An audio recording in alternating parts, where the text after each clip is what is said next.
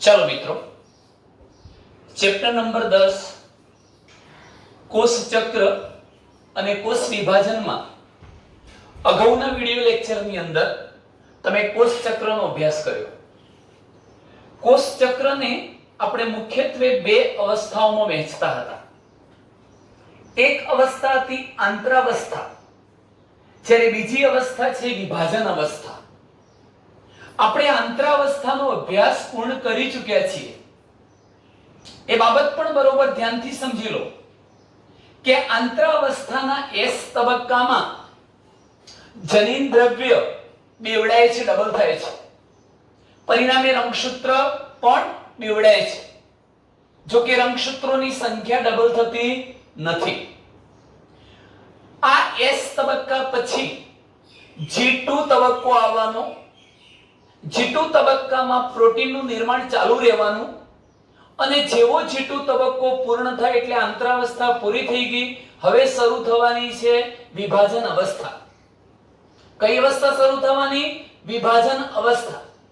વિભાજન અવસ્થામાં ખરેખર કોષ વિભાજિત થવાનો છે, કાં તો એ બે કોષ બનાવશે જો સમવિભાજન હોય તો, કાં તો પછી અર્ધીકરણ પ્રકારનું વિભાજન હોય તો તે વિભાજિત થઈ ચાર કોષ બનાવવાનું છે।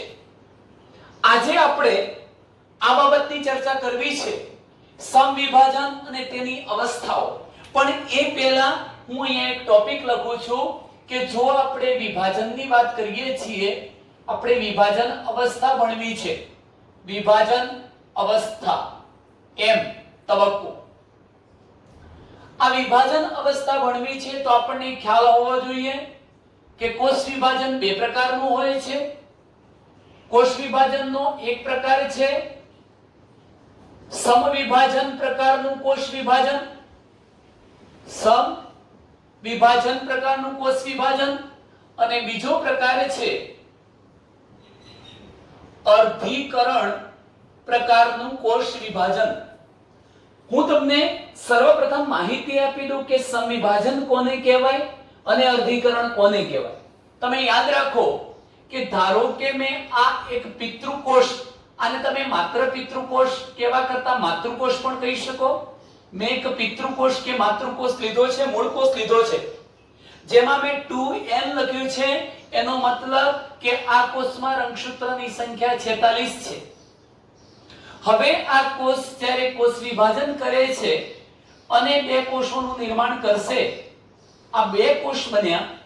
જો નિર્માણ પામતા બંને બાળકોષોમાં રંગસૂત્રની સંખ્યા પિતૃકોષ અથવા માતૃકોષ જેટલી જળવાઈ રહે, એટલે બંને કોષો 46 રંગસૂત્ર ધરાવતા બની જાય તો તે પ્રકારના વિભાજનને સમવિભાજન કહે છે। સમવિભાજનની વ્યાખ્યા આવડશે તમને કે જે કોષ વિભાજનમાં નિર્માણ પામતા બંને બાળકોષોમાં રંગસૂત્રની સંખ્યા પિતૃ કે માતૃકોષ જેટલી જળવાઈ રહેતી હોય તે કોષ વિભાજનને સમવિભાજન પ્રકારનું કોષ વિભાજન કહે છે। એની સાપેક્ષમાં આપણે હવે વાત કરવી છે અર્ધીકરણની। તો બીજા પોઈન્ટ તરફ જઈએ છીએ। ધારો કે આ કોઈ એક કોષ દ્વિતીય કોષ છે, જેમાં પણ 46 રંગસૂત્રો છે। હવે જો અહીં તમે જોઈ શકો છો કે જો અર્ધીકરણ પ્રકારનું કોષ વિભાજન કરવું છે તો પહેલો આપણને એ ખ્યાલ હોવો જોઈએ કે આ અર્ધીકરણ પ્રકારનું વિભાજન ક્યારે થાય છે અને કોનું નિર્માણ કરવા માટે થાય છે। તો મિત્રો યાદ રાખો કે આપણા શરીરમાં જો સ્ત્રી હોય તો એ પ્રજનન કોષો તરીકે અંડકોષો ઉત્પન્ન કરે છે, અને જો પુરુષ હોય તો એ પ્રજનન કોષ તરીકે શુક્રકોષ ઉત્પન્ન કરે છે। જ્યારે સ્ત્રી કે પુરુષને શુક્રકોષ કે અંડકોષ ઉત્પન્ન કરવો છે ત્યારે તે અર્ધીકરણ પ્રકારનું કોષ વિભાજન કરે છે। એનો મતલબ એ થયો કે ફક્ત પ્રજનન કોષોનું નિર્માણ કરવું છે તો જ અર્ધીકરણ પ્રકારનું કોષ વિભાજન થાય। બાકીના શરીરની રચના કરતા કોઈ પણ પ્રકારના દૈહિક કોષોનું નિર્માણ કરવું છે ત્યારે તો કયું વિભાજન થાય છે? સમવિભાજન। બીજો એક મહત્વનો પોઈન્ટ એ કહેવા માંગુ છું કે સમવિભાજનને કારણે નિર્માણ પામતા કોષોની સંખ્યા તમને 2 દેખાય છે. કેમ? કારણ કે સમવિભાજન એક જ વખત થાય છે. પરંતુ અંડપિંડ કે શુક્રપિંડ જેની રચના કરતો મૂળ કોષ પિતૃકોષ દ્વિકીય હતો, હવે જ્યારે એ અર્ધીકરણ પ્રકારનું કોષ વિભાજન કરશે ત્યારે નિર્માણ પામતા કોષોની સંખ્યા 2 ન હોતા ટોટલ 4 હશે. કેમ 4 થઈ એ પણ આપણે ઘટના જોઈ લઈએ.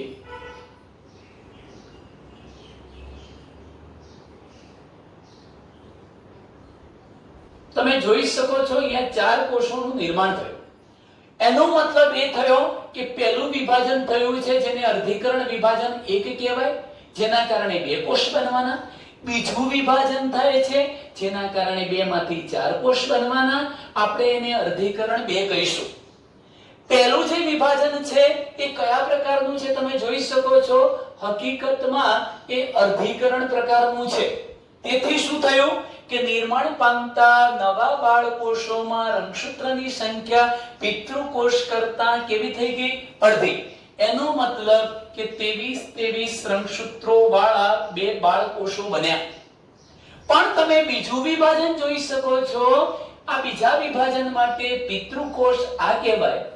એમાંથી નિર્માણ પામતા બંને બાળકોષોમાં રંગસૂત્રની સંખ્યા પિતૃકોષ જેટલી જળવાઈ રહે છે. આ 2 બાળકોષ માટે આ પિતૃકોષ, આ 2 બાળકોષ માટે આ પિતૃકોષ, તો પિતૃકોષ જેટલી જ રંગસૂત્ર સંખ્યા જળવાઈ રહે છે. એટલે બીજું વિભાજન જેને આપણે અર્ધીકરણ વિભાજન 2 કહીએ છીએ એ પણ કોના જેવું છે? સમ વિભાજન કે સમસૂત્રી ભાજન પ્રકારનું છે. પણ પહેલું વિભાજન હકીકતમાં કયા પ્રકારનું છે? અર્ધસૂત્રી ભાજન કે અર્ધીકરણ પ્રકારનું છે.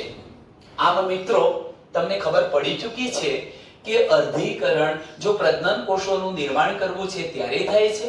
અર્ધીકરણ વિભાજન 2 વાર થાય છે. પરિણામે નિર્માણ પામતા કોષોની સંખ્યા કેટલી હોય છે? 4 હોય છે. સમવિભાજનમાં એક જ વખત વિભાજન થવાનું, નિર્માણ પામતા કોષોમાં સંખ્યા કેટલી? 2, અને રંગસૂત્ર સંખ્યા મૂળ કોષ જેટલી જળવાઈ રહે તો તે વિભાજનને શું કહેવાય? સમવિભાજન. હવે આપણે સ્ટાર્ટ કરીએ છીએ સમવિભાજન અને તેની અવસ્થા. હું આને સાઈડ પર રાખું છું. આને આપણે એક અલગ ટોપિક તરીકે, અલગ પ્રશ્ન તરીકે ભણવાના છીએ. હાલ આપણા માટે મહત્વનો પોઈન્ટ છે સમવિભાજન એટલે શું. એકવાર ફરી વ્યાખ્યા કરી દઉં છું કે જો નિર્માણ પામતા બંને બાળકોષોમાં રંગસૂત્રોની સંખ્યા પિતૃકોષ જેટલી જળવાઈ રહે તો તે પ્રકારના કોષ વિભાજનને સમવિભાજન કહે છે. આ એક નાટકીય તબક્કો છે. નાટકીય તબક્કો. શું મતલબ થાય નાટકીય તબક્કાનો? એનો મતલબ એ થાય કે જ્યારે સમવિભાજન થઈને 2 કોષો બનવાના છે ત્યારે કોષમાં ઘણા બધા પ્રકારના ફેરફારો થવાના છે, બહુરૂપકતા આવવાની છે, એની રચનાઓમાં વારંવાર ફેરફારો થવાના છે. નાટક ભજવાતું હોય એ પ્રકારની ઘટના થાય છે. એટલે હું એમ કહી શકું કે સમવિભાજન, સમગ્ર સમવિભાજન એક નાટકીય તબક્કો છે. બીજું મિત્રો જરા અહીં ધ્યાન રાખો કે હું સમવિભાજનને સમજાવવા માટે એક મહત્વના પોઈન્ટની વાત કરું છું. સમવિભાજન. સમવિભાજનને આપણે મહત્વના 2 તબક્કાઓમાં વહેંચી નાખીએ છીએ. એક તબક્કો છે કોષ કેન્દ્ર વિભાજન. સમવિભાજનનો પ્રથમ તબક્કો છે કોષ કેન્દ્ર વિભાજન અને બીજો તબક્કો છે કોષ રસ વિભાજન. સમવિભાજનને મુખ્ય 2 તબક્કામાં વહેંચી નાખ્યું છે, કોષ કેન્દ્ર વિભાજન અને કોષ રસ વિભાજન. કોષ કેન્દ્ર વિભાજન કેરિયોકાઇનેસિસ અને કોષ રસ વિભાજન સાયટોકાઇનેસિસ. આપણી બુકમાં આ પ્રમાણે 2 પ્રકાર નથી પાડ્યા, પણ એવું લખ્યું છે કે સમવિભાજનને મુખ્યત્વે 4 તબક્કામાં વહેંચવામાં આવે છે. જો પહેલો તબક્કો પૂર્વાવસ્થા, બીજો તબક્કો છે વાજના અવસ્થા, જેને આપણે મધ્યાવસ્થા પણ કહીશું, મધ્યાવસ્થા. ત્રીજો તે તબક્કો છે એને ભાજનોત્તરાવસ્થા અથવા એના માટે બીજો શબ્દ છે પશ્વાવસ્થા પણ કહેવાય. અને ચોથો છેલ્લો તબક્કો છે અંત્યાવસ્થા અથવા એના માટે બીજો શબ્દ છે ભાજનાંતિમા અવસ્થા. તમે જોઈ શકો છો કે આપણા સિલેબસ પ્રમાણે સમવિભાજનને મહત્વના 4 તબક્કામાં વહેંચી નાખવામાં આવ્યું છે. પૂર્વાવસ્થા, ભાજનાવસ્થા, ભાજનોત્તરાવસ્થા અને ભાજનાંતિમા એટલે અંત્યાવસ્થા. આ 4 અવસ્થાઓ પૂરી થવાની, જો મિત્રો યાદ રાખો એક કોષમાંથી 2 કોષ બનાવવા છે તો 4 સ્ટેજ પૂરા થવા જોઈએ. પૂર્વાવસ્થા, ભાજનાવસ્થા, ભાજનોત્તર અને અંત્યાવસ્થા. આ 4 તબક્કા પૂર્ણ થતા એક મહત્વની ઘટના બનવાની છે કોષમાં. કઈ ઘટના તમે જોઈ શકો છો? કોષ તો એક જ રહે છે, કોષ તો હજુ એક જ છે, પણ કોષની અંદર 1 અને 2 કોષ કેન્દ્રોનું નિર્માણ થઈ જાય છે. કારણ કે એક કોષમાંથી કેટલા કોષ બનાવવા છે? 2 કોષ. પણ 2 કોષ બનાવવા માટે જ્યારે આ 4 તબક્કાઓ થશે એ 4 તબક્કાના અંતે એક જ કોષની અંદર કેટલા કોષ કેન્દ્રો બની જવાના? 2 બની જવાના. અહીંયા માત્ર કોનું વિભાજન થયું છે બેટા? કોષ કેન્દ્રનું વિભાજન થયું છે. માટે આ 4 તબક્કાને શું કહેવાય? કોષ કેન્દ્ર વિભાજનની અવસ્થા. તો કોષ કેન્દ્ર વિભાજનથી એક કોષમાં 2 કોષ કેન્દ્રો બની જાય છે. પણ માત્ર કોષ કેન્દ્ર વિભાજન કેરિયોકાઇનેસિસ થઈ જવાથી 2 કોષો બની જતા નથી. તો હવે શું કરવું? હવે તમે જોઈ શકો છો કે આ બધો કોષનો શું છે? કોષરસ. જો કોષરસનું વિભાજન ન થાય તો ત્યાં સુધી એકમાંથી 2 કોષ બનતા નથી. એટલે હવે શું થવાનું? અહીંયા વચ્ચેથી આખું કોષરસનું વિભાજન થવાનું અને પરિણામે એકમાંથી કેટલા કોષો બની જવાના? 2. એટલે આ તબક્કો કયો કહેવાશે? કોષરસ વિભાજન. તો આમ મારે કહેવું હોય તો હું ડાયરેક્ટ પણ કહી શકું કે સમવિભાજનને મુખ્યત્વે 5 તબક્કામાં વહેંચી શકાય. પૂર્વાવસ્થા, ભાજનાવસ્થા, ભાજનોત્તરાવસ્થા, અંત્યાવસ્થા અને છેવટે કોણ? કોષરસ વિભાજન થતા એકમાંથી કેટલા કોષો બની જાય છે? 2. આ રીતે સર્જાતા બંને કોષોમાં રંગસૂત્રોની સંખ્યા મૂળ કોષ જેટલી જળવાઈ રહે છે અને તેથી જ આ પ્રકારના વિભાજનને શું કહેવાય છે? સમવિભાજન કહે છે. ચલો મિત્રો, હવે આપણે ધ્યાનથી સમજીશું. દરેક ઘટનાને હું આકૃતિ દ્વારા સમજાવવા પ્રયત્ન કરીશ. મારે પહેલા કોષ કેન્દ્ર વિભાજન સમજાવવું છે એટલે આ 4 તબક્કા સમજાવવા છે અને પછી છેલ્લે હું કોષરસ વિભાજન સમજાવીશ એટલે એકમાંથી 2 કોષ બની જશે. સમવિભાજનની ઘટના પૂર્ણ થઈ જવાની, જેને આપણે તેની બધી અવસ્થાઓ કહીશું. ચલો અહીં ધ્યાન રાખો. આમ તો સમવિભાજનની પ્રક્રિયા એક સળંગ પ્રક્રિયા છે, કઈ આવા ટુકડાઓમાં વહેંચાયેલી હોતી નથી. આપણે આપણા અભ્યાસની સરળતા ખાતર એને નાના નાના તબક્કાઓમાં વહેંચી નાખીએ છીએ. હકીકતમાં કોષ વિભાજનની પ્રક્રિયા કેવી છે? સળંગ. સમવિભાજનની પ્રક્રિયા એક સળંગ પ્રક્રિયા છે. તો એમાંથી મારે પ્રથમ સ્ટેજની ચર્ચા કરવી છે. કઈ અવસ્થા આવશે બેટા? પૂર્વ અવસ્થા. તો એના માટે હું કેટલીક આકૃતિઓ દોરું છું. અહીંયા એ બાબત તમે ધ્યાનથી સમજજો કે જો તમને આ સમવિભાજનની અવસ્થાઓ દર્શાવતી આકૃતિઓ આવડશે તો એ આકૃતિના આધારે તમે એનું વર્ણન જાતે લખી શકશો. ક્યાંય આપણે વર્ણનને ગોખવાની જરૂરિયાત રહેશે નહીં. એટલે આપણું ફોકસ આના પર હોવું જોઈએ, ફિગર પર. તો અહીં ધ્યાન રાખો, હું પહેલા દર્શાવું છું પૂર્વાવસ્થા. મારે અહીંયા પૂર્વાવસ્થાની આકૃતિ બતાવવી છે, પણ એ બતાવતા પહેલા મારે એક શબ્દ કહેવો છે અને એ શબ્દ કયો છે એ જોઈ લો. કે ચાલો આ મેં શું બતાવ્યું હતું? કોષચક્ર. અને કોષચક્રમાં તમે જાણો છો કે અહીંયાથી આપણે વિભાજન અવસ્થાઓ બતાવતા હતા, બધી પૂર્વાવસ્થા, ભાજનાવસ્થા, ભાજનોત્તરા, અંત્યાવસ્થા અને કોષરસ વિભાજન. પરિણામે એક કોષમાંથી કેટલા કોષો બની જવાના હતા? 2 બની જવાના હતા. આ મૂળ કોષ છે જેમાં રંગસૂત્રોની સંખ્યા દ્વિકીય છે અને 2 દ્વિકીય કોષો બનવા જોઈએ તો સમવિભાજન પૂર્ણ થાય. હવે એક ઘટના તમે યાદ કરો આપણે આ તબક્કાને G1 તબક્કો કહેતા હતા, આ તબક્કાને S તબક્કો કહેતા હતા અને આ તબક્કાને G2 તબક્કો કહેતા હતા. મિત્રો તમને ખબર છે કે આપણે અહીંથી માંડીને આટલેથી માંડીને આટલી જે અવસ્થા બતાવીએ છીએ એ શું છે? આંતરાવસ્થા છે. જેવી આંતરાવસ્થા પૂરી થાય એટલે કે S તબક્કો અને G2 તબક્કો પૂર્ણ થાય, ખાસ તો આ પણ તમે S તબક્કાને લઈ શકો. કેમ? કારણ કે આ તબક્કામાં જનીન દ્રવ્ય બેવડાય છે. એટલે S તબક્કો અને G2 તબક્કો પૂર્ણ થતા સમવિભાજનની પ્રથમ અવસ્થા શરૂ થઈ જાય છે. કઈ? પૂર્વાવસ્થા. કોણ પૂરું થતા? આંતરાવસ્થાનો S તબક્કો અને G2 તબક્કો પૂર્ણ થતા સમવિભાજનની પ્રથમ અવસ્થા પૂર્વાવસ્થા શરૂ થઈ જાય છે. હજુ પણ આપણે પૂર્વાવસ્થાને સમજતા પહેલા એક શબ્દને બરોબર ધ્યાનથી સમજી લઈએ. મેં તમને આ શબ્દ સમજાવ્યો હતો કે ધારો કે આંતરાવસ્થાના S તબક્કામાં રંગસૂત્ર ફક્ત એક જ એકલ સૂત્ર વાળું હોય તો એ S તબક્કા સુધીમાં પહેલા કોષની અંદર એક જ એકલ સૂત્ર વાળું રંગસૂત્ર હતું, પરંતુ આંતરાવસ્થાના S તબક્કામાં પસાર થતા એ રંગસૂત્ર બેવડાઈ જાય છે. એનો મતલબ કે DNA નું સંયોજન થાય છે અને DNA નું સંયોજન થતા બે એકલ સૂત્રો વાળું રંગસૂત્ર બની જાય છે. તમને એ પણ કહી દઉં કે અંદર રહેલું જે જનીન દ્રવ્ય DNA હતું એ ભલે સંયોજન પામે છે પરંતુ એકબીજાથી છૂટું પડતું નથી, એકબીજા પર અમળાયેલું જ હોય છે.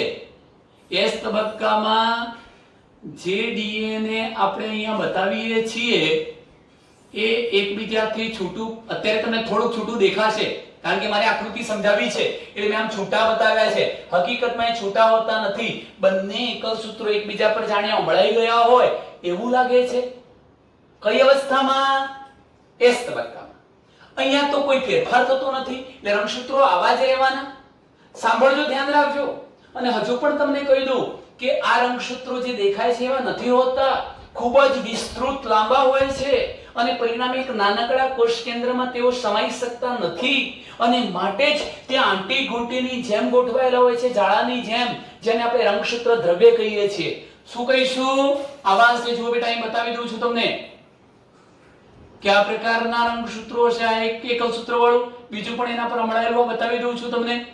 આ બીજું એકલ આવા હશે, ભલે અભ્યાસની સરળતા ખાતર મેં આ પ્રકારે બતાવ્યું છે, પણ આ પ્રકારના હશે અને પરિણામે તમે કોઈ કોષ કેન્દ્રની અંદર એને જોશો, આ કોષ કેન્દ્રની અંદર, ત્યારે ખૂબ આટી ગોટીની જેમ મીંટળાયેલા રંગસૂત્રો તમને દેખાશે.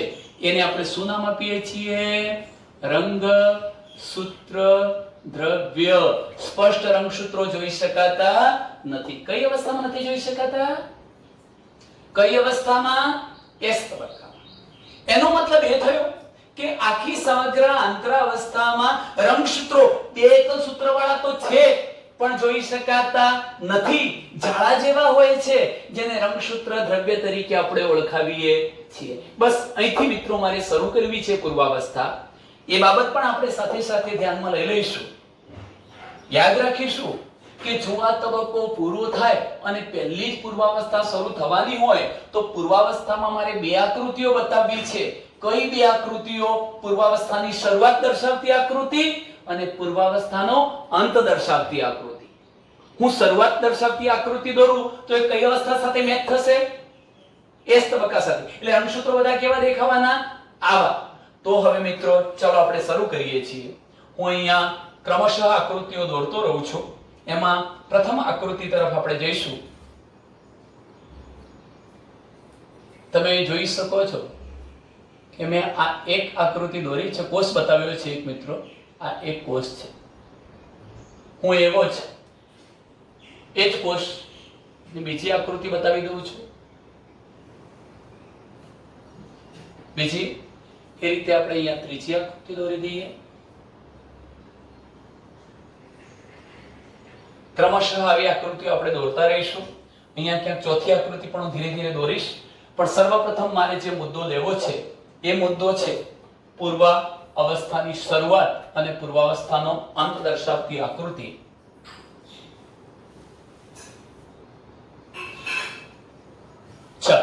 હું લખું છું અહીંયા એક શબ્દ લખું છું પૂર્વાવસ્થા, શરૂઆત દર્શાવતી આકૃતિ, અને બીજી એક આકૃતિ દોરું છું એ પણ પૂર્વાવસ્થાની જ છે, પૂર્વાવસ્થા અંત દર્શાવતી આકૃતિ. એટલે ટૂંકમાં આ પ્રથમ તબક્કો પૂર્ણ થાય ત્યારે બીજો તબક્કો શરૂ થશે, અને બીજો તબક્કો કયો હશે? ભાજના અવસ્થા. કઈ અવસ્થા હશે? ભાજના અવસ્થા. જ્યારે ભાજના અવસ્થા, મધ્યાવસ્થા.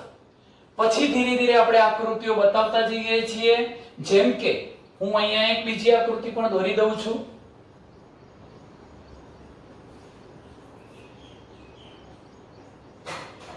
આજે આકૃતિ બતાવીએ છીએ એ આપણે કઈ અવસ્થાની બતાવીએ છીએ? ભાજનોત્તરાવસ્થા. એટલે ત્રીજું સ્ટેપ આવ્યું ભાજનોત્તરા અવસ્થા. ચોથી આકૃતિ બતાવીશું. ચોથી આકૃતિ બતાવી દઈએ છીએ. આ ચોથી જે આકૃતિ દોરી એ શું થઈ જવાની? અંત્યાવસ્થા. ચોથો તબક્કો અંત્ય અવસ્થા. અને પછી હું પાંચમો કોષરસ વિભાજન ચલાવીશ. ચાલો શરૂઆત કરવી છે. આ એક કોષ છે અને આ કોષનું હું કોષ કેન્દ્ર દોરું છું.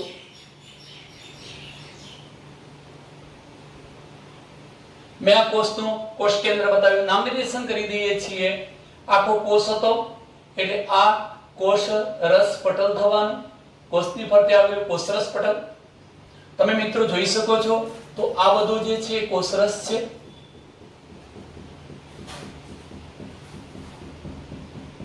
આ કોષનો કોષરસ છે.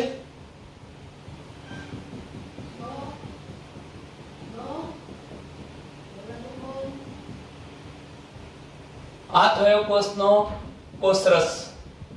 એટલે બીજા નંબરે આપણે નામ નિર્દેશન કરી દઈએ કોષરસ. વારંવાર એ શબ્દો આપણે લખીશું નહીં. આ ત્રીજું જે થયું કોષ કેન્દ્રની ફરતે આવેલું પટલ એને કોષ કેન્દ્ર પટલ તરીકે ઓળખાવીશું. હવે તમે બરોબર ધ્યાનથી સમજવાના છો એ બાબત દોરવા જઈ રહ્યા છીએ. આપણો મુખ્ય મકસદ એ છે કે 46 રંગસૂત્ર ધરાવતા કોષમાંથી બે બાળ કોષો બનાવવા છે. એમાં પણ રંગસૂત્રો કેટલા બનવા જોઈએ? 46. મિત્રો જો હું આટલા નાનકડા કોષ કેન્દ્રની અંદર 46 રંગસૂત્રો બતાવું છું તો આપણે આકૃતિને સ્પષ્ટ કરી શકતા નથી, અને માટે હું 46 ન બતાવતા માત્ર 3 જ રંગસૂત્રોને લઈને આ ઘટના સમજાવું છું. જો હું પિતૃકોષમાં 3 રંગસૂત્રો લઉં તો અંતે જે બે કોષો બનવાના એમાં પણ રંગસૂત્રોની સંખ્યા કેટલી મળવાની? 3. તો એ પણ શું થઈ જાય? સમ વિભાજન થવાનું. તમે અહીં ધ્યાન રાખો, હું એને દોરું એ પહેલા એક રચના બતાવું છું. એવો પણ મેં શબ્દ કયો હતો કે જો પ્રાણી કોષ હોય તો એસ અવસ્થામાં તારા કેન્દ્ર પણ બેવડાય છે, ડબલ થાય છે. એટલે હું અહીંયા આટલી આકૃતિમાં તારા કેન્દ્ર બતાવી દઉં છું. આ કોષરસની અંદર એક તારા કેન્દ્ર, આ બીજું તારા કેન્દ્ર અને એની ફરતે આ તારા વર્તુળ. આટલી રચના બતાવી દઉં છું. તો આ બે શું થઈ ગયા? તારા કેન્દ્રો થઈ ગયા. જે અંતરાવસ્થાના એસ તબક્કા દરમિયાન બેવડાયેલા છે બે તારા કેન્દ્રો આપણે અહીંયા બતાવી દીધા છે. મેં મિત્રો તમને કહ્યું કે અંતરાવસ્થામાં જોવા મળતા જે રંગસૂત્રો હતા એ કેવા છે? ખૂબ જ વિસ્તૃત ગોઠવણી ધરાવતા હતા. ખૂબ વિસ્તૃત ગોઠવણી ધરાવતા એટલે સ્પષ્ટ જોઈ શકાતા નથી. હું 3 રંગસૂત્રોને બતાવું છું. ધારો કે આ એક સેન્ટ્રોમિયર છે, આ બીજા રંગસૂત્રનું સેન્ટ્રોમિયર અને આ ત્રીજા રંગસૂત્રનું સેન્ટ્રોમિયર. હવે તમે જોઈ શકો છો હું અહીંયા આ એક રંગસૂત્ર બતાવું છું. જો આખું રંગસૂત્ર બતાવ્યું ખૂબ આંટીકૂટીની જેમ ગોઠવાયેલું. આ એક રંગસૂત્ર થયું. તમને દેખાશે એક એકલ સૂત્ર. હકીકતમાં એની અંદર કેટલા એકલ સૂત્રો હશે? 2 હશે. ચાલો હું બીજું રંગસૂત્ર બતાવું છું. આ બીજું રંગસૂત્ર બતાવી દીધું અને હવે હું આ પ્રકારે ત્રીજું રંગસૂત્ર બતાવું છું. આ મેં ત્રીજું રંગસૂત્ર બતાવ્યું. મેં કેટલા રંગસૂત્રો બતાવ્યા છે? આની અંદર 3 રંગસૂત્રો પિતૃકોષમાં બતાવ્યા છે. આ બધા જ રંગસૂત્રો મને કેવા સ્વરૂપે જોવા મળે છે? રંગસૂત્ર દ્રવ્ય સ્વરૂપે. સ્પષ્ટ રંગસૂત્ર જોઈ શકાતું નથી. કેમ નથી જોઈ શકાતું? કારણ કે ખૂબ વિસ્તૃત ગોઠવણી ધરાવે છે, નાનકડા કોષ કેન્દ્રમાં સમાઈ શકતા નથી, માટે એ આંટી ઘૂંટીની જેમ જાળાની જેમ ગોઠવાયેલું છે. એને રંગસૂત્ર દ્રવ્ય કે રંગસૂત્ર જાળ કહેવાય. આ આકૃતિ મિત્રો મેં પૂર્વાવસ્થાની શરૂઆત દર્શાવતી આકૃતિ બતાવી છે. ધીરે ધીરે એમાં શું ફેરફારો થવાના છે હું આ જ આકૃતિને બદલું છું. તમે જોઈ શકો છો કે પૂર્વાવસ્થાનો અંત આવતા કોષ કેન્દ્ર પટલ વિઘટિત થવા માંડે છે, નાશ પામવા માંડે છે. જો આ તૂટેલું બતાવું છું, કોષ કેન્દ્ર પટલનો નાશ થતો હોય, વિઘટિત થતો હોય એવું બતાવું છું. કોષ કેન્દ્ર પટલનું વિઘટન શરૂ થાય છે. એક મુદ્દો. આ જે રંગસૂત્રો તમને લંબાયેલા દેખાતા હતા એ રંગસૂત્રો હવે કેવા દેખાય છે એ પણ તમે જોઈ શકો છો.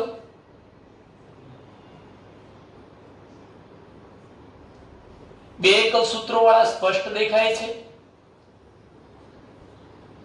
આ એક રંગસૂત્ર એ રીતે આપણે બતાવી શકીએ. બીજું રંગસૂત્ર આવું કેવી રીતે થયું એ પણ આપણે જોઈશું, પણ પહેલા આકૃતિનું કામ પૂરું કરી લઈએ અને ત્રીજું રંગસૂત્ર બતાવી દઈએ. આ પ્રકારે મેં ત્રીજું રંગસૂત્ર પણ અહીંયા બતાવ્યું છે. ચાલો આમાંથી આવા રંગસૂત્રો બની ગયા છે. કેવી રીતે બને એની ચર્ચા પછી કરીશું. બંને તારા કેન્દ્રો વિરુદ્ધ ધ્રુવો તરફ ઉત્તર અને દક્ષિણ ધ્રુવ તરફ ખસવા માંડે છે. એનો મતલબ કે ચાલો આ એક તારા કેન્દ્ર, આ બીજું તારા કેન્દ્ર, જો વિરુદ્ધ ધ્રુવો બરોબર એક્ઝેક્ટ વચ્ચે તો નથી આવી ગયા પણ વિરુદ્ધ ધ્રુવો તરફ ખસવા માંડે છે. સાથે સાથે દ્વિધ્રુવીય ત્રાકતંતુઓનું નિર્માણ પણ શરૂ થઈ ગયું છે. દ્વિધ્રુવીય એટલે ઉત્તર ધ્રુવ તરફ ત્રાકતંતુઓ બન્યા, એ રીતે દક્ષિણ ધ્રુવ તરફના ત્રાકતંતુઓ, દ્વિધ્રુવીય ત્રાકતંતુઓનું નિર્માણ પણ શરૂ થઈ ચૂક્યું છે. સાથે સાથે મારે એક મહત્વનો બીજો પોઈન્ટ તમને અહીંયા બતાવવો છે મિત્રો કે શરૂઆતના તબક્કામાં કોષ કેન્દ્રિકા પણ હતી. પૂર્વાવસ્થાની શરૂઆતમાં કોણ હતું અંદર? કોષ કેન્દ્રિકા હતી, યાદ રાખજો. પણ એ કોષ કેન્દ્રિકા ધીરે ધીરે પૂર્વાવસ્થાના અંતભાગ સુધીમાં અદ્રશ્ય થઈ જાય છે, એટલે મેં દોરી નથી. હવે હું આ બે અવસ્થાઓનું વર્ણન પૂર્વાવસ્થાનું વર્ણન કરું છું, પ્રથમ અવસ્થાનું વર્ણન કરું છું. એના બે ભાગ, પૂર્વાવસ્થાની શરૂઆત અને પૂર્વાવસ્થાનો અંત દર્શાવતી આકૃતિ. કેટલા મહત્વના પોઈન્ટને આપણે યાદ રાખીશું. ચાલો અહીં જોજો. આપણે જાણીએ છીએ કે આંતરાવસ્થાના S તબક્કા અને G2 તબક્કા પછી આવતી સમવિભાજનની અવસ્થા એટલે કઈ અવસ્થા? પૂર્વાવસ્થા. S તબક્કામાં બનતા જે નવા DNA હતા એ એકબીજાથી જુદા હોતા નથી, પરંતુ એકબીજા પર મીંડળાયેલા હોય છે. જો બતાવ્યું કે આંતરાવસ્થાના S તબક્કામાં જે DNA ના બે નવા અણુઓ બન્યા, સ્વયંજનન પામીને એકબીજાથી છૂટા નથી પડી જતા, પણ એકબીજા સાથે અમળાયેલા હોય છે. રંગસૂત્રીય દ્રવ્યના ઘનીકરણની સાથે સાથે, આ શબ્દ મહત્વનો છે, હું અહીંયા લખું છું કે રંગ સૂત્ર દ્રવ્યના ઘનીકરણની સાથે સાથે જેવું ઘનીકરણ થાય કે તરત જ પૂર્વાવસ્થાની શરૂઆત થઈ જાય છે. ઘનીકરણ એટલે શું? ચાલો ધ્યાન રાખજો. આપણે જોઈએ છીએ કે આંતરાવસ્થાના S તબક્કામાં રંગસૂત્રો કેવા હતા? ખૂબ જ વિસ્તૃત ગોઠવણી ધરાવતા. હવે જો આ વિસ્તૃત ગોઠવણી ધરાવતા રંગસૂત્રો ધીરે ધીરે સંકોચન પામે. આપણે એક રબરને લઈએ, જો રબરને ખેંચીએ છીએ, રબર જેટલો લાંબો બને એટલો એ પતળો બનતો જવાનો, પણ જેમ જેમ એનું ઘનીકરણ કે સંકોચન થવાનું તેમ તેમ રબરની થિકનેસમાં શું થવાનું? વધારો. એમ તમે જોઈ શકો છો કે આ વચ્ચે સેન્ટ્રોમિયર તો હતું જ, આ સેન્ટ્રોમિયર, અને જે રંગસૂત્ર હતું એ થોડુંક આ રીતે ટૂંકું બની ગયું અને પાછું જાડું ઘટ બન્યું છે. પણ સાથે સાથે એ પણ કહી દઉં તમને કે આ ઘનીકરણ પૂર્ણ નથી થઈ ગયું, સંકોચન હજુ પૂર્ણ થયું નથી. આ બાધનાવસ્થામાં સંકોચન પૂર્ણ થવાનું છે, એટલે ધીરે ધીરે આ રંગસૂત્રો આ રીતે સંકોચન પામીને સ્પષ્ટ બે એકલ સૂત્રો ધરાવતા તમને દેખાશે. એટલે કે એ પૂર્વાવસ્થાનો શું આવી જવાનો? અંત. તો એમ કહી શકું કે પૂર્વાવસ્થાની શરૂઆત થયેલી ક્યારે ગણાય? જો માની લો કે આંતરાવસ્થાના એસ તબક્કા દરમિયાન જોવા મળતા જે વિસ્તૃત ગોઠવણી ધરાવતા રંગસૂત્ર દ્રવ્ય હતા એમનું ઘનીકરણ એટલે ધીરે ધીરે સંકોચન થાય છે અને જો રંગસૂત્રો થોડા સ્પષ્ટ બને બે એકલ સૂત્ર વાળા તો એને શું કહેવાય? રંગસૂત્ર દ્રવ્યના ઘનીકરણની પ્રક્રિયા થઈ અને ઘનીકરણની પ્રક્રિયા શરૂ થાય કે તરત જ કઈ અવસ્થા શરૂ થઈ ગઈ કહેવાય? પૂર્વ અવસ્થા શરૂ થઈ ગઈ. મિત્રો એક મહત્વના પોઈન્ટ તરફ જઉં છું, તમે આ બાબત યાદ રાખજો કે જે કઈ ફેરફારો પૂર્વાવસ્થામાં થાય છે એનાથી તદ્દન ઉલટા ફેરફારો અંત્યાવસ્થામાં થાય. અંત્યાવસ્થામાં થાય એટલે તમને જો પૂર્વાવસ્થા આવડતી હોય તો એનાથી બધી ઉલટી બાબતો લખીને તમે કઈ અવસ્થામાં આવી શકો? અંત્યાવસ્થામાં. જેમ કે ચલો પૂર્વાવસ્થામાં શું થયું? રંગસૂત્રોનું ઘનીકરણ, સંકોચન. એટલે રંગસૂત્રો કેવા બન્યા? સ્પષ્ટ. જે રંગસૂત્ર દ્રવ્ય હતું એ હવે શામાં ફેરવાઈ ગયું? રંગસૂત્રમાં. પહેલા રંગસૂત્ર દ્રવ્ય એટલે જાડું હતું, એ થોડા સ્પષ્ટ થયા એટલે રંગસૂત્ર દ્રવ્ય શામાં ફેરવાયું? રંગસૂત્રમાં. બીજા નંબરનો પોઈન્ટ, અહીંયા પૂર્વાવસ્થાની શરૂઆતમાં કોષકેન્દ્ર પટલ હતું પણ પૂર્વાવસ્થાનો વિકાસ થાય, પૂર્વાવસ્થાના અંતિમ તબક્કા સુધીમાં તો કોષકેન્દ્ર પટલ નાશ પામી જાય છે, વિઘટન થઈ જાય છે. ત્રીજો પોઈન્ટ કે અહીંયા કોષકેન્દ્રિકા હતી પણ પૂર્વાવસ્થાના અંતભાગ સુધીમાં આવતા કોષકેન્દ્રિકા પણ શું થઈ જાય છે? અદ્રશ્ય બની જાય છે. આટલે સુધી મિત્રો તમને ખબર પડી હશે. અહીંયા ગોલ્ગી પ્રસાધન કો, અંતઃકોષરસ જાળ કો, કોષ કેન્દ્રિકા કો કે કોષ કેન્દ્ર પટલ કો આ બધા જોવા મળતા નથી. યાદ રાખજો, કોષની અંદર અંતઃકોષ રચાળ હોવી જોઈએ, ગોલ્ગીકાઓ હોવી જોઈએ, આ બધી અંગિકાઓ હોવી જોઈએ પણ આ પૂર્વાવસ્થાના અંતભાગ સુધીમાં બધી અંગિકાઓ પણ અદ્રશ્ય થઈ જાય. એનું વિઘટન, એનું બંધારણીય માળખું તૂટી જાય છે. હા, જો કે એની રચના કરતા અણુઓ તો કોષરસની અંદર જ હોય છે પણ તમને અંતઃકોષ રચાળ, ગોલ્ગી પ્રસાધન, કોષ કેન્દ્રિકા કે કોષ કેન્દ્ર પટલ જોવા મળતું નથી. આટલે સુધી આવડશે મિત્રો. ચાલો બીજો ફેરફાર શું કર્યો હતો કે પૂર્વાવસ્થા દરમિયાન બંને તારા કેન્દ્રો એકબીજાથી વિરુદ્ધ ધ્રુવો તરફ ખસે છે અને વિરુદ્ધ ધ્રુવો તરફ ખસીને એ પ્રોટીનની બનેલી દ્વિધ્રુવીય ત્રાકનું નિર્માણ કરે છે. દ્વિધ્રુવીય ત્રાક તંતુઓ કહેવાય. આ ત્રણ દોર્યા ને એ દ્વિધ્રુવીય શું છે? ત્રાક તંતુઓ છે. તો હું મુદ્દા આટલા વર્ણનના એકવાર ફરી લઈ લઉં છું મિત્રો, કારણ કે પહેલું સ્ટેપ આવડે તો બાકીના બધા જ તબક્કા તમને આવડી જવાના છે, સરળ છે, માટે જ આપણે એમાં થોડો સમય વધુ લઈએ છીએ. અહીં ધ્યાન રાખજો. પહેલો પોઈન્ટ કહી દઉં છું કે આંતરાવસ્થાના S અને G2 તબક્કા પછી આવતી સમવિભાજનની પ્રથમ અવસ્થા એટલે કઈ? પૂર્વાવસ્થા. ચલો S તબક્કામાં બનતા જે DNA ના અણુઓ હતા એકબીજાથી અલગ નથી પડતા પણ એકબીજા પર શું થયેલા હોય છે? વીંટળાયેલા હોય છે. ત્રીજી ઘટના કહી દીધી કે રંગસૂત્રીય દ્રવ્યના ઘનીકરણની શું થાય છે? શરૂઆત. અને તેથી રંગસૂત્રીય દ્રવ્ય હવે કયા દ્રવ્યમાં ફેરવાઈ જાય છે? રંગસૂત્રમાં ફેરવાય છે. રંગસૂત્રીય દ્રવ્ય સ્પષ્ટ થવા લાગે છે, રંગસૂત્રમાં ફેરવાવા લાગે છે. તારા કેન્દ્ર કે જેનું દ્વિગુણન કયા તબક્કામાં થયું હતું? S તબક્કામાં. એટલે બે તારા કેન્દ્રો બન્યા હતા. એ તારા કેન્દ્રો હવે શું કરે છે? કોષના વિરુદ્ધ ધ્રુવો તરફ ખસવાની શરૂઆત કરે છે. આ વિરુદ્ધ ધ્રુવો તરફ ખસવાની શું કરે છે? શરૂઆત કરે છે.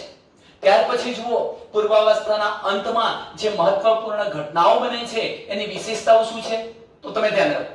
રંગસૂત્ર દ્રવ્ય ઘનીકરણ પામીને શામાં ફેરવાઈ ગયું? રંગસૂત્રમાં ફેરવાયું. એક મુદ્દો, રંગસૂત્રો બે એકલ સૂત્ર અને એને સાંકળતા એક સેન્ટ્રોમિયરનું બનેલું હોય છે. ચાલો જુઓ, આ રંગસૂત્રમાં એક એકલ સૂત્ર, આ બીજું એકલ સૂત્ર અને એને સાંકળતું કોણ હોય છે? સેન્ટ્રોમિયર. તો પૂર્વાવસ્થાના અંત ભાગ સુધીમાં રંગસૂત્રની રચનામાં એક સેન્ટ્રોમિયર અને એની સાથે બે કોણ આવેલા હોય છે? એકલ સૂત્રો. તમારે એકલ સૂત્રો નથી કહેવા તો તમે રંગસૂત્રિકાઓ પણ કહી શકો. ચાર રંગસૂત્રિકાઓ, 1 2 3 4 રંગસૂત્રિકાઓ. અને એકલ સૂત્ર કેવા છે? તો આખું એક એકલ સૂત્ર, આ બીજું તો બે એકલ સૂત્ર અને સેન્ટ્રોમિયરનું બનેલું રંગસૂત્ર દેખાય છે. ચાલો ત્યાર પછી તારા કેન્દ્ર જે આંતરાવસ્થામાં બેવડાયેલું હતું તે કોષના વિરુદ્ધ ધ્રુવો તરફ ખસી ગયું. મેં તમને એ પણ કહી દીધું. અને પ્રત્યેક તારા કેન્દ્રનું ત્રિજ્યાવર્તી સૂક્ષ્મ નલિકાઓ ઉત્પન્ન કરશે. આ બંને તારા કેન્દ્રો આ ત્રિજ્યાવર્તી રીતે સૂક્ષ્મ નલિકાઓ ઉત્પન્ન કરશે પ્રોટીનની બનેલી. એને આપણે શું નામ આપી દીધું? દ્વિધ્રુવીય ત્રાકતંતુઓ તરીકે ઓળખાવ્યા. બે તારા કિરણો ધ્રુવીય તાક સાથે જોડાઈને સમવિભાજન પ્રસાધન બનાવે છે. આનો મતલબ શું થાય? આ બે તારા કિરણો 1 અને 2 બંને તારા કિરણો આ દ્વિધ્રુવીય ત્રાકતંતુ સાથે જોડાઈ ગયા અને આખું આ જે પ્રસાધન બન્યું એ શાના માટે બન્યું છે? સમવિભાજન કરવા માટે. એટલે આ પ્રસાધનને સમવિભાજનીય પ્રસાધન કહેવાય. શું કહેવાય? સમવિભાજનીય પ્રસાધન બન્યું કહેવાય. ફરી તમને કહી દઉં છું, બંને તારા કિરણો અથવા તારા કેન્દ્રો દ્વિધ્રુવીય ત્રાકતંતુઓ સાથે સંકળાઈને જે પ્રસાધન બનાવે છે એને સમવિભાજનીય પ્રસાધન કહેવાય, કારણ કે એ સમવિભાજનની ક્રિયા કરવા માટે જરૂરી છે. તો આટલે સુધીના મુદ્દાઓ આપણે લઈશું. એને શું કહેવાય? પૂર્વાક અવસ્થા એક પૂરી થઈ કે જેમાં ગોલ્ગી પ્રસાધન, અંતઃકોષ રસજાળ, કોષ કેન્દ્ર પટલ અને કોષ કેન્દ્રિકા જેવી અંગિકાઓ પણ જોવા મળતી નથી. ચલો આટલે સુધી આવડશે. જે પહેલા કોષમાં તો હતી પણ અહીંયા આવતા આવતા હોતી નથી. ફરી પાછા બે નવા કોષો બનશે ત્યારે પુનઃ પાછું એનું નિર્માણ થઈ જવાનું બંને કોષમાં સરખા પ્રમાણની અંદર. ચલો મિત્રો, હવે મારે વાત કરવી છે ભાજનાવસ્થા. કોષ કેન્દ્ર પટલનું સંપૂર્ણ વિઘટન થઈ જાય. તમે જોઈ શકો છો કે આ કોષ કેન્દ્ર પટલ છે. શું થયું છે? મેં ટપકા ડોટ સ્વરૂપે બતાવ્યું. એનો મતલબ વિઘટિત થયું છે, નાશ પામી ગયું છે. જો આ કોષ કેન્દ્ર પટલ નાશ પામી જાય તો આ બધા જ રંગસૂત્રો સમગ્ર કોષરસની અંદર વેરવિખેર બની જવાના, ફેલાઈ જવાના. ધારો કે બેટા કોષરસ છે, હવે કોષ કેન્દ્ર પટલ રહેતું નથી. એનો મતલબ કે અંદર રહેલા બધા જ રંગસૂત્રો ક્યાં પથરાઈ જવાના? સમગ્ર કોષરસમાં પ્રસરી જવાના છે. એનો મતલબ કે અહીંયા હું કોષ કેન્દ્ર પટલ હવે બતાવીશ નહીં. આ રંગસૂત્રો સમગ્ર કોષરસમાં પથરાઈ ગયા હતા. એ અવસ્થાને મારે ભાજનાવસ્થા તો કહેવાય, પણ પૂર્વ ભાજનાવસ્થા. પણ આપણા સિલેબસમાં એ શબ્દ આપણે લેવો નથી. આપણે ડાયરેક્ટ ભાજનાવસ્થાની વાત કરવી છે. તો ભાજનાવસ્થામાં તો આ બધા જ રંગસૂત્રો આખા કોષના ભાજન તલ પર એટલે મધ્યાવસ્થા પટ્ટી પર વચ્ચે ગોઠવાય છે. કેવી રીતે? જો બેટા હું બતાવું છું. ધારો કે આ શું છે? આ ટોપિકમાં આ જે રચના બતાવી શું છે? તારા કેન્દ્ર છે. આ પણ શું છે? તારા કેન્દ્ર. હવે તમે વિચારી શકો છો આ કોણ બન્યું? દ્વિધ્રુવીય ત્રાકતંતુ. આ શું બન્યા? દ્વિધ્રુવીય ત્રાકતંતુ. અહીં પણ હું બતાવું છું. આ મેં દ્વિધ્રુવીય ત્રાકતંતુ ઉત્તર અને દક્ષિણ ધ્રુવ તરફના ત્રાકતંતુઓ બતાવ્યા છે. આખું ત્રાક પ્રસાધન બની ગયું છે અથવા સમવિભાજન પ્રસાધન બની ચૂક્યું છે. હવે જે રંગસૂત્રો અસ્તવ્યસ્ત હતા કોષરસમાં એ બધા જ ગતિ કરીને પોતાના સેન્ટ્રોમિયર ગતિ કરીને કોષના ભાજનતલ પર, આ ભાજનતલ કહેવાય, મધ્ય અવસ્થા પટ્ટી કહેવાય, એના પર આવીને ગોઠવાય છે. કેવી રીતે ગોઠવાય છે? જેમ કે આ એક તારા કેન્દ્ર, બીજું તારા કેન્દ્ર, ત્રીજું તારા કેન્દ્ર. જોજો બેટા, અહીંયા હું ધારો કે બતાવું છું. તમે જોઈ શકો છો હું આના કરતા રંગસૂત્રો થોડાક નાના બતાવું છું. કેમ નાના બતાવું છું? સંકોચનની પ્રક્રિયા ભાજનાવસ્થામાં લગભગ પૂરી થઈ ગઈ. જેટલા ઘટ્ટ બનવાતા એટલા બની ચૂક્યા છે.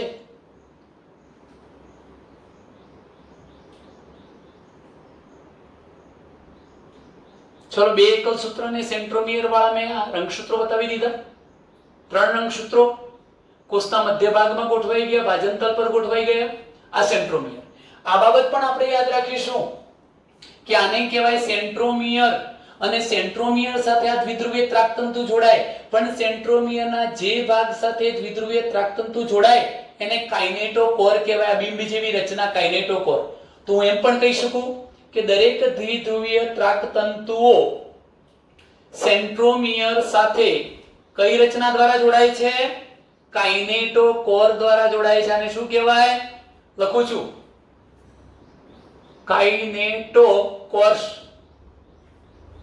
આ વચ્ચે ગોળ હતું એ શું હતું? તારા કેન્દ્ર. જોડાવવું તો આ દ્વિધ્રુવીય ત્રાકતંતુઓને કોની સાથે છે? સેન્ટ્રોમિયર સાથે. પણ સેન્ટ્રોમિયર પર આવેલી બિંબ જેવી રચનાને શું કહેવાય? કાઇનેટોકોર્સ.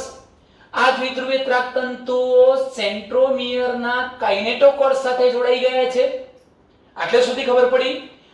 આ અવસ્થામાં તમે જોઈ શકો છો બધા જ રંગસૂત્રો કોષના મધ્ય વિસ્તાર ભાજન તલ પર ગોઠવાયેલા છે. આ અવસ્થા કઈ? ચલો મિત્રો અહીં ધ્યાન રાખો.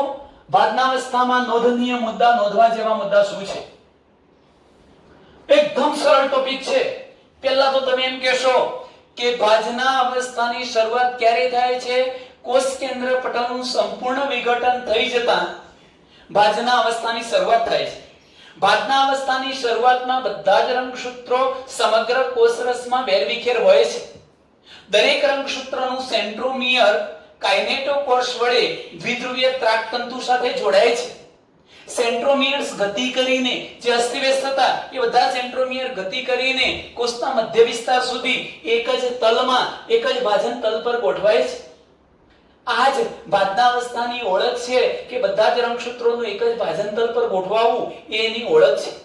આ પણ યાદ રાખજો કે જો આપણે રંગસૂત્રના બાહ્ય સ્વરૂપનો અભ્યાસ કરવો હોય કે રંગસૂત્રો એક્રોસેન્ટ્રિક છે, ટેલોસેન્ટ્રિક છે, મેટાસેન્ટ્રિક છે કે સબમેટાસેન્ટ્રિક છે, આનો તમારે અભ્યાસ કરવો હોય તો ફક્ત આ જ અવસ્થા છે કે જેમાં તમે રંગસૂત્રના બાહ્ય સ્વરૂપનો અભ્યાસ કરી શકો. ભાજના અવસ્થામાં જ રંગસૂત્રોને સ્પષ્ટ જોઈ શકો. પછીની કોઈ અવસ્થામાં રંગસૂત્રો સ્પષ્ટ દેખાશે નહીં, પછી તો વેચાઈ જવાના છે. એટલે આ ભાજના અવસ્થામાં રંગસૂત્રો સ્પષ્ટ દેખાય છે. જેટલું ઘનીકરણ થવું હતું એટલું ઘનીકરણ પૂર્ણ થઈ ગયું. હવે રંગસૂત્રોનું સંકોચન થવાનું નથી, એટલે રંગસૂત્રો વધુ ઘટ નાના દેખાય છે, સ્પષ્ટ દેખાય છે. આ અવસ્થામાં દરેક રંગસૂત્ર એક સેન્ટ્રોમિયર અને બે એકલ સૂત્ર ધરાવતું હોય છે. મિત્રો આટલા મુદ્દા લખીએ એટલે તમારી કઈ અવસ્થા પૂરી થઈ જાય? ભાજના અવસ્થા પૂરી થાય. હું એકવાર ફરી એનું થોડુંક રિવિઝન કરી દઉં છું.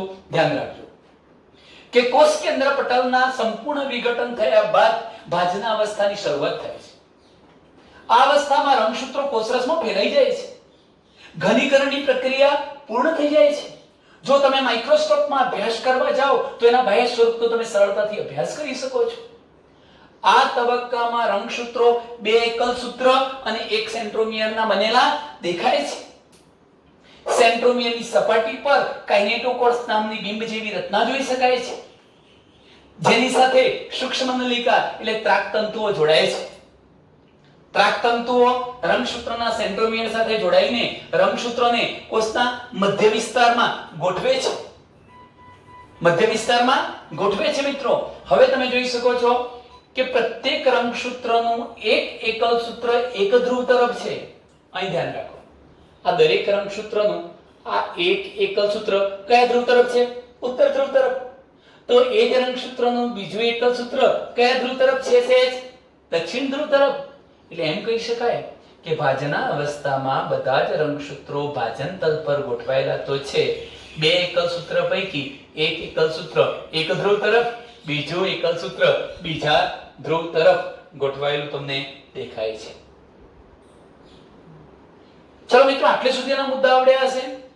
હવે જોજો કે જે મધ્યાવસ્થાની ઓળખ છે, મધ્યાવસ્થામાં જે તલ પર રંગસૂત્રો ગોઠવાયેલા છે એને આપણે મધ્યાવસ્થા પટ્ટિકા અથવા ભાજન તલ કહીશું. આને શું કહીશું? આને મધ્યાવસ્થા પટ્ટિકા લખું છું. મધ્યાવસ્થા પટ્ટિકા અથવા ભાજન તલ કહે છે.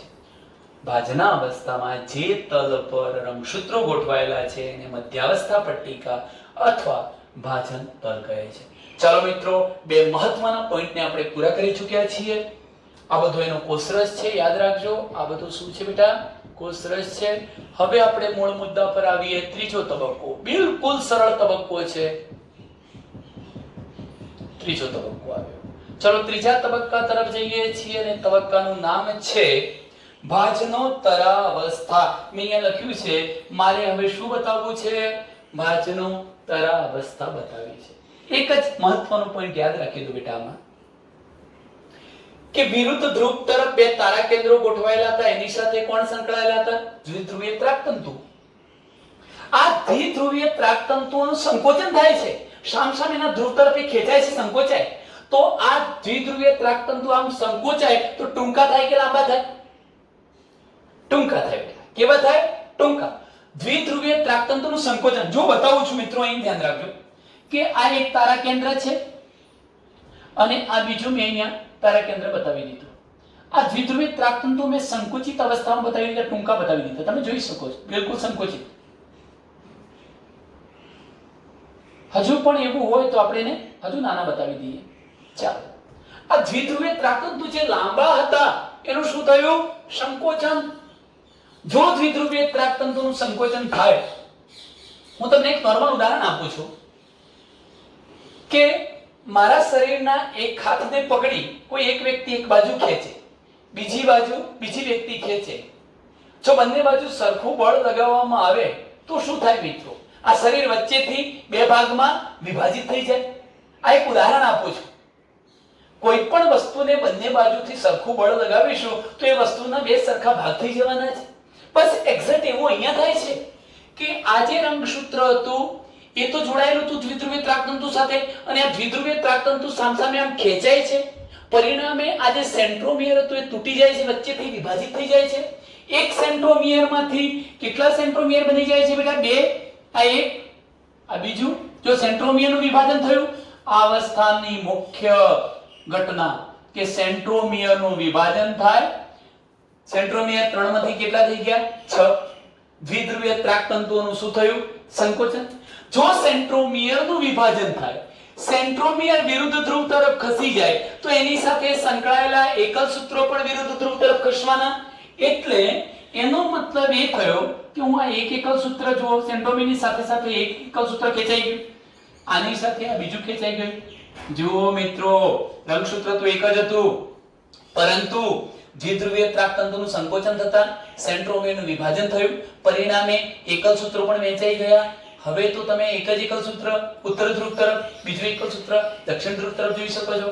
આનું એવું જ થવાનું. જુઓ, આખું એક એકલ સૂત્ર, આ બીજું એકલ સૂત્ર થઈ ગયું, આ એક એકલ સૂત્ર, આ બીજું એકલ સૂત્ર થઈ ગયું. હું એમ કહી શકું કે આ અવસ્થામાં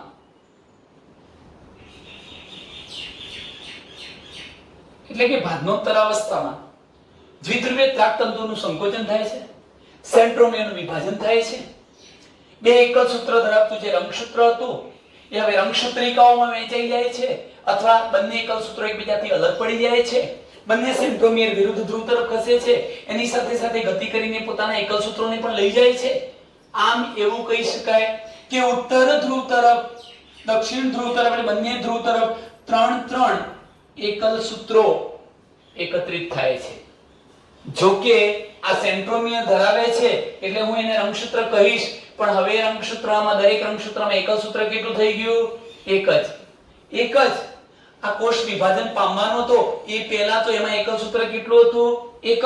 તો અહીં પણ જોઈ શકો એક એકલ સૂત્ર ધરાવતું એક રંગસૂત્ર, બીજું રંગસૂત્ર, ત્રીજું થઈ ગયું. અહીં 3 થઈ ગયા. તો આ અવસ્થાના અંતિમ ભાગમાં દરેક ધ્રુવ પાસે કેટલા રંગસૂત્રો એકત્રિત થાય છે? મૂળ કોષમાં હતા એટલા જ. મૂળ કોષમાં કેટલા હતા? 3. તો અહીંયા 3 ભેગા થઈ ગયા. આ ધ્રુવમાં કેટલા થયા? 3. આવડે કે નહીં? હા કે ના? ટૂંકમાં કહું તો રંગસૂત્રની જે રંગસૂત્રિકાઓ હતી એ અલગ અલગ વહેંચાઈ ગઈ છે. આ એકલ સૂત્રો હવે શું કરે છે જરા ધ્યાન રાખજો. આ ભાગનોત્તર અવસ્થા પૂરી થઈ ગઈ. હું એનું વર્ણન એકવાર તમને કહી દઉં છું, ધ્યાન રાખજો કે આ અવસ્થામાં દરેક રંગસૂત્રના સેન્ટ્રોમિયરનું વિભાજન થઈ રંગસૂત્રો રંગસૂત્રિકા સ્વરૂપે છૂટા પડે છે.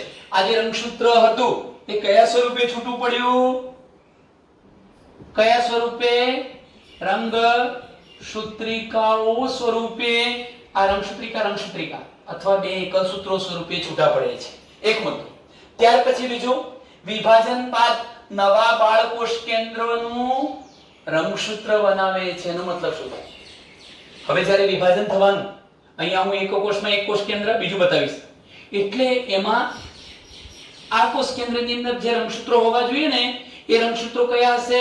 આ રંગસૂત્રિકાઓ વાળા. તો ટૂંકમાં આ જે રંગસૂત્રિકા હતી એ વિભાજન વખતે જે બે નવા કોષ બનવાના એના રંગસૂત્ર તરીકે વર્તે છે. એટલે હકીકતમાં હું એને રંગસૂત્ર પણ કહી શકું. શું કહી શકું? એક એકલ સૂત્ર વાળા રંગસૂત્રો. ચાલો મિત્રો, આ છૂટી પડેલ રંગસૂત્રિકાઓ વિરુદ્ધ ધ્રુવ તરફ સ્થળાંતર થવાની શરૂઆત થઈ ગઈ. છૂટી પડેલી રંગસૂત્રિકાઓ વિરુદ્ધ ધ્રુવ તરફ ખસે છે. જ્યારે પ્રત્યેક રંગસૂત્ર મધ્યાવસ્થા પટ્ટિકાથી ઘણા દૂર જવા લાગે છે. મધ્યાવસ્થા પટ્ટિકા અહીંયા હતી, એનાથી પ્રત્યેક રંગસૂત્રિકા શું થવા માંડે છે? દૂર થવા લાગે છે.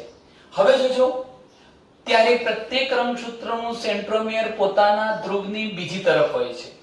દરેક રંગસૂત્રનું પ્રત્યેક સેન્ટ્રોમિયર પોતાના ધ્રુવ તરફ છે. આનું આ સેન્ટ્રોમિયર પોતાના ધ્રુવ તરફ છે, એટલે બે સેન્ટ્રોમિયર વિરુદ્ધ ધ્રુવ તરફ થોડા થોડા ખસવાના છે.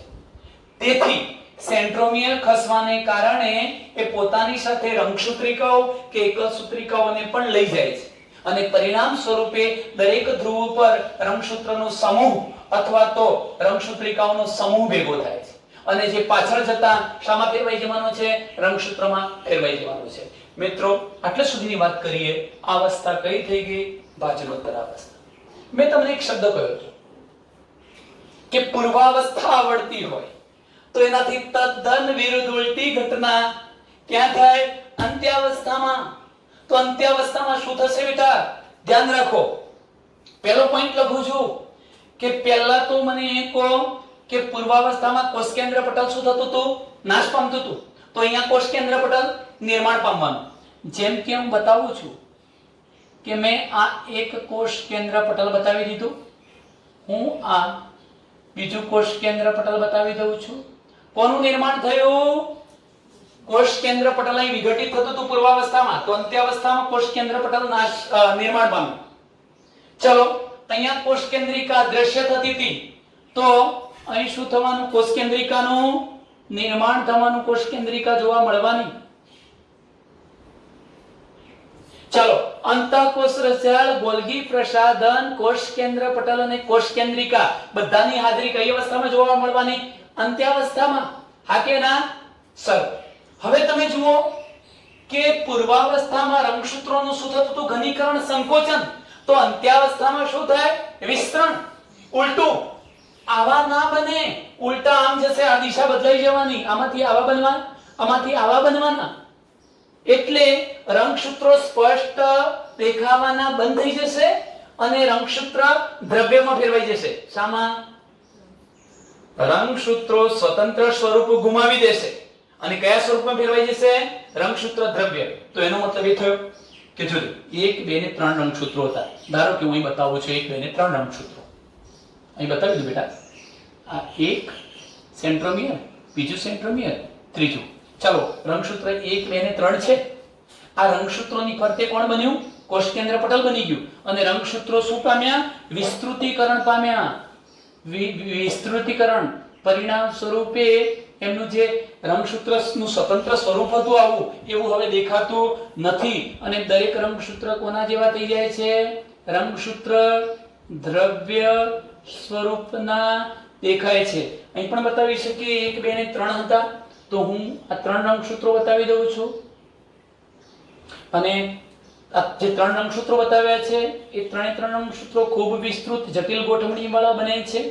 પરિણામે રંગસૂત્રનું જે સ્વતંત્ર સ્વરૂપ હતું એ દેખાતું નથી અને એની જગ્યાએ રંગસૂત્ર દ્રવ્ય કે જાળા સ્વરૂપના દેખાય છે. ચલો, તમે વિચારો છો કે દરેક રંગસૂત્રની ફરતે તો કોષ કેન્દ્ર પટલ બની ગયું, પણ અહીંયા દ્વિધ્રુવીય ત્રાકતંતુઓ નિર્માણ પામતા હતા, એની જગ્યાએ અંત્યાવસ્થામાં દ્વિધ્રુવીય ત્રાકતંતુઓ શું પામશે? નાશ. એટલે દ્વિધ્રુવીય ત્રાકતંતુઓ દેખાતા નથી. પણ આ તારા કેન્દ્ર જે હતું, આ જે તારા કેન્દ્ર હતું બેટા, તારા કેન્દ્ર, એ તારા કેન્દ્રની હાજરી તો અહીંયા હશે જ. આ તારા કેન્દ્ર 1 અને આ તારા કેન્દ્ર 2. ચાલો, આ બધું શું છે? કોષ રસ છે. આ આપણે એવું કહી શકીએ કે અંત્યાવસ્થા પૂરી થાય ત્યાં સુધીમાં એક જ કોષની અંદર કેટલા કોષ કેન્દ્રો સર્જાઈ જાય છે? 2 કોષ કેન્દ્રો. અને તેથી જ આ 4 અવસ્થાઓ દરમિયાન ફક્ત કોષ કેન્દ્રનું વિભાજન થયું છે. એક કોષમાં 2 કોષ કેન્દ્રો બની ચૂક્યા છે, મેં બતાવ્યું હતું, એટલે એને કેરિયોકાઇનેસિસ કહેવાય. પણ હું તમને કહું બેટા કે માત્ર કોષ કેન્દ્ર વિભાજન થવાથી શું 2 કોષો બની જાય ખરા? ના. હવે શું બાકી છે? કોષરસ વિભાજન. છેલ્લું કોષરસ વિભાજન થાય તો જ એકમાંથી કેટલા કોષો બનવાના? 2. હું અંતિમ તબક્કા તરફ જઉં છું એ પહેલા આની થોડીક બાબતોની ચર્ચા એકવાર ફરી કરી દઉં. આટલા જ મુદ્દા તમારે કહેવાના કે અંત્યાવસ્થામાં પૂર્વાવસ્થાથી તદ્દન ઉલટી ઘટનાઓ જોવા મળે. પહેલું કે દરેક ધ્રુવ પર ગોઠવાયેલ જે રંગસૂત્રિકાઓ અથવા એકલસૂત્રો હતા એની ફરતે કોષ કેન્દ્ર પટલ નિર્માણ પામે છે. કોષ કેન્દ્રિકાનું સર્જન થાય છે. અંતઃકોષરજાળ ગોલ્ગીકાય જેવી અંગિકાઓ પુનઃ નિર્માણ પામી ચૂકે છે. દરેક રંગસૂત્ર ઘનીકરણથી ઉલટી ઘટના એટલે વિસ્તૃતીકરણ પામે છે અને પરિણામે રંગસૂત્રોનું જે સ્વતંત્ર સ્વરૂપ હતું એ હવે દેખાતું નથી અને રંગસૂત્રો કેવા સ્વરૂપમાં ફેરવાઈ જાય છે? રંગસૂત્ર દ્રવ્ય સ્વરૂપમાં. અહીંયા દ્વિધ્રુવીય ત્રાકતંતુઓનો શું થઈ જાય છે? નાશ. આ અવસ્થામાં એમ કહી શકાય કે એક જ કોષની અંદર 2 કોષ કેન્દ્રો સર્જાય છે અને એમ પણ કહી શકો એક કોષમાં બંને ધ્રુવો તરફ 2 બાળ કોષ કેન્દ્રો અસ્તિત્વમાં આવે છે. ત્યાં સુધીના તબક્કાને આપણે શું કહીશું? કોષ કેન્દ્ર વિભાજન. ચાલો મિત્રો, હું છેલ્લા અંતિમ તબક્કા તરફ જઈ રહ્યો છું. 5મો તબક્કો છે અને એ છે કોષ રસ વિભાજન. આને કેવી રીતે બતાવી શકાય? હું એક આકૃતિ અહીંયા દોરું છું. આની આ જ આકૃતિ છે, સમજજો. આની આ જ આકૃતિ આપણે દોરી છે અહીંયા. ચલો હવે જુઓ, હું 2 કોષ કેન્દ્રો તો બતાવી દઉં છું આના જેવા જ.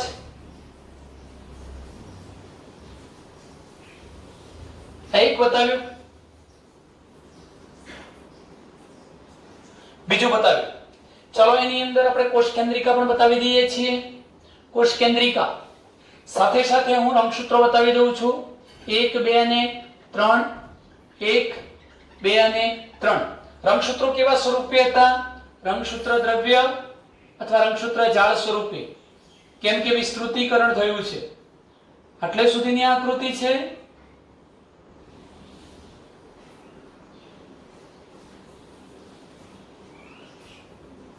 છેવટે અહીંયા હું કોને બતાવીશ? તારા કેન્દ્રને. તારા કેન્દ્ર બતાવી દીધું, તારા કેન્દ્ર બતાવી દીધું. તો મિત્રો આ શું છે? કોષરસ છે. મેં આની આ જ આકૃતિ દોરી છે, કોઈ જ ફેરફાર નથી કર્યો.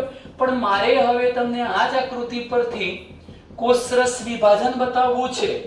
જો કોષરસ વિભાજનની પ્રક્રિયા પૂર્ણ ન થાય તો સમવિભાજન પૂર્ણ થતું નથી, 2 કોષો બનતા નથી. એટલે એમ કહી શકાય કે કોષરસ વિભાજન પૂર્ણ થવાની સાથે જ સમવિભાજનની ઘટના પણ પૂર્ણ થઈ જાય છે. એક કોષમાંથી 2 કોષ બનવાના છે. કેવી રીતે થાય છે? જો મિત્રો, વનસ્પતિ કોષ અને પ્રાણી કોષ બંનેમાં ઘટના થોડીક જુદી છે. આપણો પ્રાણી કોષ હોય તો આ કોષરસ વિભાજન થવાની શરૂઆત ક્યાંથી થાય છે? પરિઘ વિસ્તારથી શરૂ થાય. કોષરસ વિભાજન કઈ બાજુથી શરૂ થાય? પરિઘ વિસ્તારથી શરૂ થાય. એનો મતલબ એવો થયો કે આ પરિઘ વિસ્તારમાં એક ખાંચ બને છે, ફુગ્ગો છે. ફુગ્ગાને વચ્ચેથી દબાવું છું તો ફુગ્ગો કેટલા ભાગમાં વહેંચાવાનો? 2 ભાગમાં. એમ આ કોષરસ આ ઉપસંકોચન ખાંચ બને છે. શું બન્યું? ઉપસંકોચન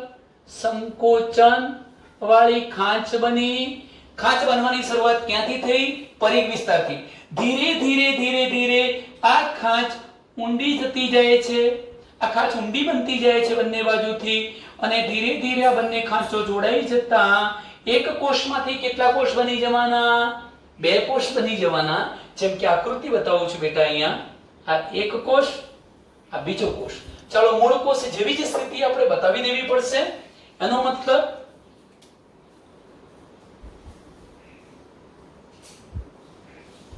હું અહીંયા આ પ્રકારની ઘટના બતાવું છું. થોડીક નજીક બતાવી અને આકૃતિને જુઓ. આમાંથી 2 કોષોનું નિર્માણ સમજવું છે. એક,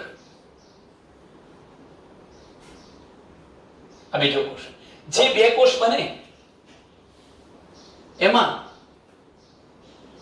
રંગસૂત્રોની સંખ્યા પિતૃકોષ જેટલી જ જળવાવી જોઈએ. હવે તમે જોઈ શકો છો કે તારા કેન્દ્ર તો હું એક જ બતાવું છું. કેમ એક બતાવું છું એ પણ કહું છું તમને. અહીં પણ એક બતાવી દીધું. સારું, આ કોષ કેન્દ્રિકા પણ બતાવી દીધી. આ કોષ કેન્દ્રિકા બતાવી દીધી. ચાલો એક રંગસૂત્ર બતાવી દઉં છું. 1, 2, 3 સેન્ટ્રોમિયર, 1, 2-3 સેન્ટ્રોમિયર, એની સાથે હવે રંગસૂત્ર બતાવી દઈએ.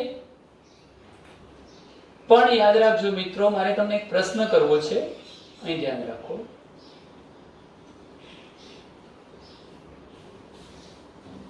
પિતૃકોષમાં રંગસૂત્રની સંખ્યા કેટલી લીધી હતી આપણે? 3. અને અંતે નિર્માણ પામતા બંને બાળકોષોમાં પણ રંગસૂત્ર સંખ્યા કેટલી થઈ ગઈ? 3. તો આ પ્રકારના વિભાજનને આપણે કેવા પ્રકારનું વિભાજન કહીશું? સમ વિભાજન કહેવાય કે ના કહેવાય? જો મૂળ કોષમાં રંગસૂત્રની સંખ્યા 3 હોય અને જે વિભાજનને અંતે નિર્માણ પામતા બંને બાળકોષોમાં પણ રંગસૂત્રની સંખ્યા 3 રહેતી હોય, એનો મતલબ 46 હતા અને 46 વાળા બે કોષ બની ગયા, તો આ ઘટનાને શું કહેવાય? સમવિભાજન કહી શકાય. તો સમવિભાજનથી બે કોષો બની ગયા. જે ઘટના મેં બતાવી હતી, એકમાંથી બે, બંને કોષોમાં રંગસૂત્રની સંખ્યા પિતૃકોષ જેટલી જળવાઈ કે ના જળવાઈ? મારો તમને એક પ્રશ્ન છે. એ પ્રશ્ન એ છે કે અહીંયા જે રંગસૂત્રો છે એ એક એકલ સૂત્રવાળા હશે કે એકલ સૂત્રવાળા? એક જ એકલ સૂત્રવાળા. તો તમને પ્રશ્ન નથી થતો કે સાહેબ અહીંયા તો તમે બે એકલ સૂત્રવાળા લીધા હતા અંતરાવસ્થા દરમિયાન?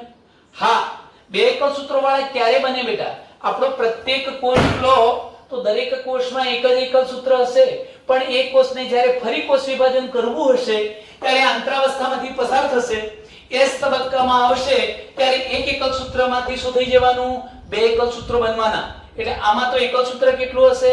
એક જ. આવડશે? હા. હવે અહીં ધ્યાન રાખો. આથી વાત પ્રાણી કોષની. પણ વનસ્પતિ કોષ હોય તો શું થાય? ઉલટું, કે પ્રાણી કોષમાં ઉપસંકોચન ખાસ પરિઘ વિસ્તારથી શરૂ થાય. જો વનસ્પતિ કોષ હોય તો વિભાજન પામવાની શરૂઆત વચ્ચેથી થાય, વચ્ચેથી, અને ધીરે ધીરે આ ખાંચ બંને બાજુથી આમ ફેલાય. એને શું કહેવાય? એને શું કહેવાય? જોજો, તમે એ પણ જાણો છો કે વનસ્પતિ કોષમાં તો કોષરસ પટલની ફરતે શું હોય? કોષ દિવાલ. ધારો કે એકમાંથી બે કોષ બને, અહીં કોષરસ પટલ હોય તો ધીરે ધીરે કોષરસ પટલની આજુબાજુ આવેલી કોષ દિવાલ સાથે કોષરસ પટલ જોડાઈ જશે. તો હું આ શબ્દની વાત કરું છું. ચલો આ છેલ્લો પોઈન્ટ જોઈ લો. કોષરસ વિભાજન દ્વારા સમવિભાજનની ક્રિયા પૂર્ણ થાય. પ્રાણી કોષમાં મેં તમને કહ્યું એમ મિત્રો, પ્રાણી કોષમાં શું થયું? ઉપસંકોચન ખાંચ બને, સતત ઊંડી બનતી જાય અને પરિણામે એ ખાંચ એકબીજા સાથે જોડાઈ જતા બે નવા કોષોનું નિર્માણ થઈ જાય. જો વનસ્પતિ કોષ હોય તો વનસ્પતિ કોષ એ સ્થિતિસ્થાપક કોષ દિવાલ વડે ઘેરાયેલો હોય છે. એમાં કેન્દ્રથી શરૂ થાય ઉપસંકોચનની પ્રક્રિયા અને ક્યાં તરફ જાય? બહાર તરફ. કેન્દ્રથી શરૂ થાય અને ક્યાં તરફ જાય ઘટના? બહાર તરફ, પરિઘ તરફ. અને એ જે કોષરસ પટલ હતું એની ફરતે આવેલી કોષ દિવાલ સાથે શું થઈ જવાનું? જોડાઈ જવાનું.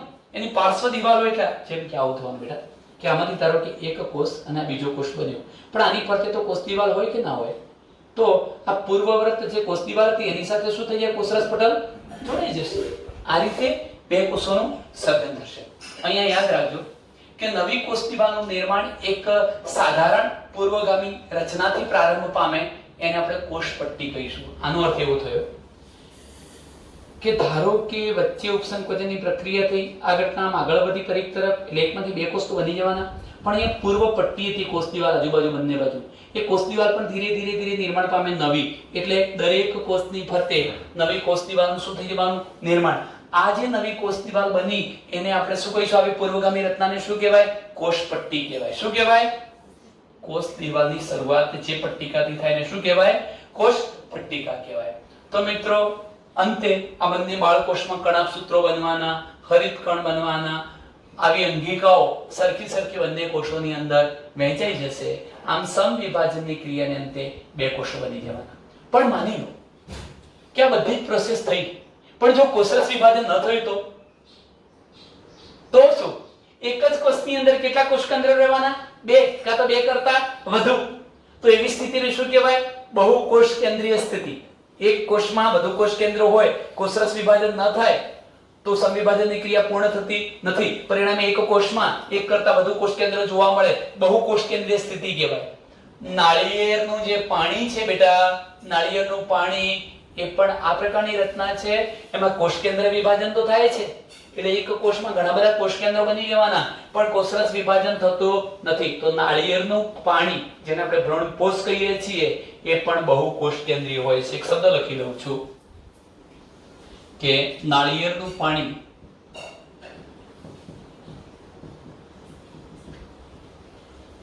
એક પ્રકારનો એનો ભ્રૂણપોષ છે અને એ કેવી રચના છે?